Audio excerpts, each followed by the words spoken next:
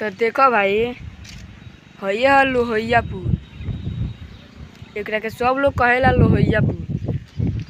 अपना घर से नाइयो बा तो 6-7 किलोमीटर बावे दूर। आयल बानी मोटरसाइकिल से। देखो बावे तो बहुत बड़का बावे होदे।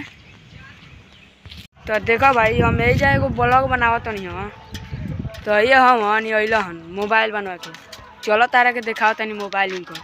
तो देखो तार मोबाइल है। देखो ये मोबाइल ही ये मोबाइल है दे डिस्प्ले बदलवा के लिए आइल बड़न है हमन।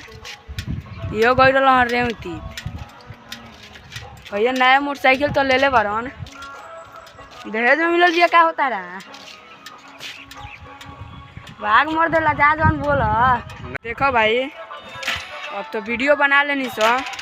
अब जाता नहीं सो घरे। तो देखो ये गाड़ी चालू करता रहो। गाड़ी तो चालू होती है घाट ना बाकी चालू हो गई। तो अब देखो अब चलता नहीं सो घरे। और ब्लॉग यही जा खत्म हुई। ब्लॉग सुंदर लागल हुई तो लाइक कमेंट करी।